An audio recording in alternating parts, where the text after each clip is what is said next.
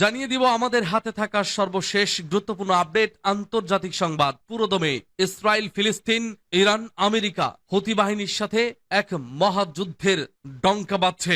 অপরদিকে ভারত পাকিস্তান যুদ্ধের দামামা বেজেই যুদ্ধবিরতি ঘোষণা করে ফের আবারও যুদ্ধের ভয়াবহ বার্তা নিয়ে দুই দেশ সীমান্তে ভয়ঙ্কর অস্ত্রের যুদ্ধ প্রস্তুতি মহড়া দিচ্ছে। দর্শক, বিশ্ব এখন টালমাটাল অবস্থা, যেদিকে তাকাই সেদিকেই শুধু যুদ্ধের ডঙ্কার বাজছে। গোটা বিশ্ব এখন মহা আতঙ্কে। কখন, কোন সময়, কোন দিক থেকে বিশ্বের সবচেয়ে ভয়ানক হামলার মুখোমুখি হতে হয়, যা গোটা বিশ্বকে হাজার বছর পেছনে ফেলার ক্ষতি করে বসে, সেই দুশ্চিন্তায় এখন গোটা বিশ্ব। ইউরোপ কান্ট্রির দিকে তাকালে ইউক্রেন, রাশিয়া, মধ্যপ্রাচ্যের দিকে তাকালে ইসরায়েল, ফিলিস্তিন, আমেরিকা, অপরদিকে দক্ষিণ এশিয়ায় তাকালে ভারত, পাকিস্তান, চীন, বাংলাদেশ একে অপরে অঙ্গাঅঙ্গিভাবে যুদ্ধে জড়িয়ে পড়েছে। দর্শক, আর আজকের সংবাদে এসব নিয়েই ভয়াবহ গুরুত্বপূর্ণ 6টি সংবাদ রয়েছে, যা শুনলে আপনি চমকে উঠবেন। শুরুতেই জানিয়ে দিব ইরানে ভয়ঙ্কর হামলা করতে প্রস্তুত ইসরায়েল। এরপর জানিয়ে দিব নেতানিয়াহুর কারণে ডুবতে বসেছে দখলদার ইহুদিবাদী ইসরায়েল। আরো জানিয়ে দিব এবার ইসরায়েলের ওপর ক্ষোভ ঝাড়লো, অর্থাৎ ভয়াবহ প্রতিশোধের আগুন ঝরালো পশ্চিমাদের অন্যতম শক্তিশালী 5 দেশ।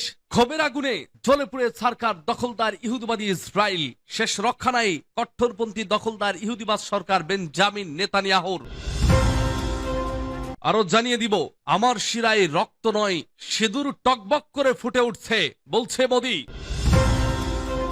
এরপর জানিয়ে দিব বাংলাদেশের জন্য ভয়াবহ এক বার্তা। বাংলাদেশের 2 চিকেন নেকে আক্রমণের হুমকি আসামের মুখ্যমন্ত্রীর। সর্বশেষ জানিয়ে দিব ইয়েমেনি ক্ষেপণাস্ত্র হামলায় ফের ইসরায়েলি বিমানবন্দর বন্ধ ঘোষণা। ঝাঁঝরা হয়ে গেছে দখলদার ইহুদিবাদী সরকার, চোখে মুখে সর্ষে ফুল দেখছে। ছিন্ন ভিন্ন ইসরায়েলি বিমানবন্দর, ক্ষেপে উঠেছে ইরান, হুতি, ফিলিস্তিন। শেষ রক্ষা নাই এবার দখলদার ইহুদিবাজ কট্টরপন্থী বেঞ্জামিন নেতানিয়াহুর। পালিয়েও রক্ষা পাবে না, পাপ বাপকে ছাড়ে না। কথায় আছে, অন্যের জন্য কুয়া খুঁজলে সেই কুয়ায় নিজেকেই পড়তে হয়। ফেলি রে ফেলি, বুঝবি দিন গেলি। এতদিন নেতানিয়াহু বোঝে নাই, এবার নেতানিয়াহুর বোঝার সময় এসেছে।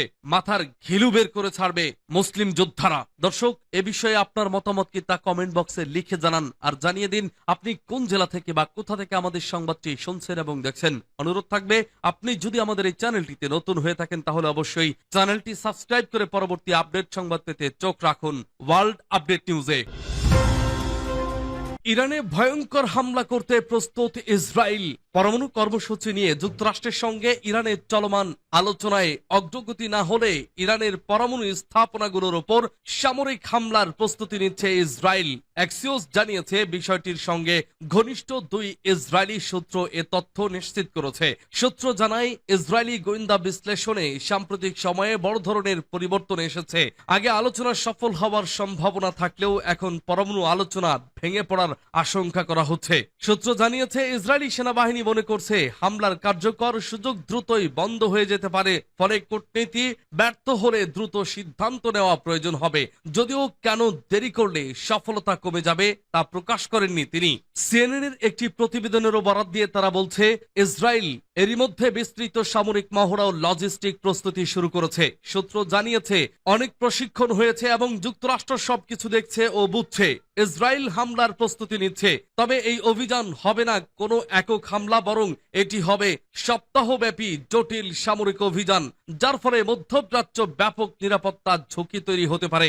এদিকে ইসরায়েলের প্রধানমন্ত্রী বেনিয়ামিন নেতানিয়াহু ইরান যুক্তরাষ্ট্রের আলোচনা ভেঙে পড়ার অপেক্ষায় আছেন। মার্কিন প্রেসিডেন্ট ডোনাল্ড ট্রাম্প আলোচনায় হতাশ হয়ে ইসরায়েলের আক্রমণকে পরোক্ষ সম্মতি দিতে পারেন।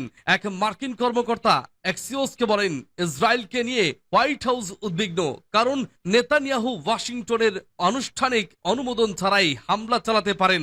উল্লেখ্য, 5ম দফা ইরান মার্কিন পরমাণু আলোচনা আগামীকাল শুক্রবার রোমে হওয়ার কথা রয়েছে। এর আগের দফায় হোয়াইট হাউসের দূত স্টিভ উইটকফ ইরান প্রতিনিধিকে একটি লিখিত প্রস্তাব দেন। এটি সামান্য আশা তৈরি করলেও বর্তমানে ইরানের ইউরেনিয়াম সমৃদ্ধকরণ অব্যাহত রাখার দাবিতে আলোচনায় স্থবির হয়ে আছে। নেতানিয়াহুর কারণে ডুবতে বসেছে ইসরায়েল। ইসরায়েল রাজনৈতিক ও কূটনৈতিকভাবে পতনের পথে রয়েছে বলে উদ্বেগ প্রকাশ করেছেন প্রভাবশালী ইহুদি বিশ্লেষকরা। ইরানের রাষ্ট্রীয় বার্তা সংস্থা ইরনার উদ্ধৃতি দিয়ে তেহরান টাইমস জানায়, ইসরায়েলি দৈনিক আরেজের বিশ্লেষক ইয়োশি ফেটার লিখেছেন, দেশটি আন্তর্জাতিকভাবে বিচ্ছিন্ন হয়ে পড়ছে এবং ঐতিহ্যবাহী মিত্রদের সমর্থনও হারাচ্ছে। ফেটারের মতে নেতানিয়াহুর নেতৃত্বে ইসরায়েলের কূটনৈতিক ব্যর্থতায় স্পষ্ট। ট্রাম্প প্রশাসনের ঘনিষ্ঠ ডানপন্থী নেতাদের সমর্থন কমে যাওয়ার পাশাপাশি ইউরোপীয় দেশগুলো কড়া প্রতিক্রিয়া জানাতে শুরু করেছে। ফ্রান্স, ব্রিটেন ও কানাডা এক যৌথ বিবৃতিতে ইসরায়েলের বিরুদ্ধে পদক্ষেপ নেওয়ার হুমকি দিয়েছে। এমনকি জার্মানি ও চেক প্রজাতন্ত্র উদ্বেগ প্রকাশ করেছে। অন্যদিকে বিশ্লেষক নাধাব ইয়াল বলেন, গাজা যুদ্ধে ইসরায়েল রাজনৈতিক বৈধতা হারিয়েছে এবং যুদ্ধের কোনো পরিষ্কার লক্ষ্য নেই। সরকার আন্তর্জাতিক চাপ ও মানবিক সংকটকে উপেক্ষা করছে। মাআরিফ পত্রিকার বিশ্লেষক বেন ক্যাসপেট কড়া ভাষায় লিখেছেন, নেতানিয়াহু এক অসম্ভব বিজয়ের পেছনে ছুটছেন এবং ইসরায়েলকে একঘরে করে দিচ্ছেন। তিনি হুঁশিয়ার করে বলেন, আমাদের মিত্ররা মুখ ফিরিয়ে নিচ্ছে, বিশ্ব দরজা বন্ধ করে দিচ্ছে, কিন্তু নেতানিয়াহু গাজার জনগণকে নির্মূল করার কল্পনায় বিভোর।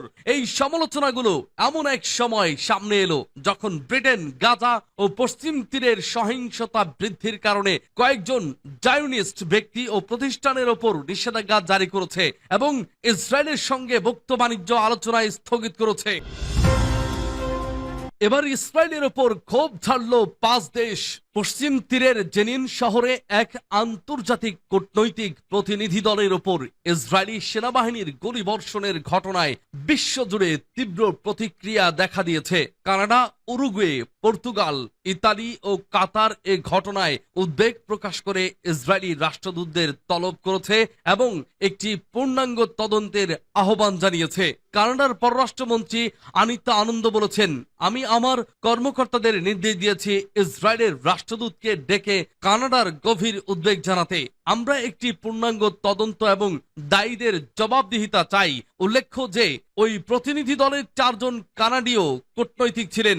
উরুগুয়ে, পর্তুগাল ও ইতালিও আলাদাভাবে ইসরায়েলি রাষ্ট্রদূতদের তলব করে ঘটনার বিস্তারিত ব্যাখ্যা চেয়েছে। পর্তুগালের পররাষ্ট্র মন্ত্রণালয় জানিয়েছে, এই ঘটনাটি আন্তর্জাতিক আইন লঙ্ঘনের ইঙ্গিত দেয়। এদিকে কাতার এ ঘটনাকে খোলামেলা আন্তর্জাতিক আইন ও কূটনৈতিক নিয়ম লঙ্ঘন বলে অবহিত করেছে এবং আন্তর্জাতিক সম্প্রদায়কে ইসরায়েলের বিরুদ্ধে ব্যবস্থা নিতে আহ্বান জানিয়েছে। ইসরায়েলি সেনাবাহিনী জানিয়েছে তারা সতর্কতামূলক গুলি চালিয়েছে, তবে এই ব্যাখ্যায় সন্তুষ্ট নয় আন্তর্জাতিক সম্প্রদায়। ইউরোপীয় ইউনিয়নের পররাষ্ট্রনীতি প্রধান কাজা কালাস এ ঘটনায় দায়ীদের জবাবদিহির আওতায় আনার আহ্বান জানিয়েছেন।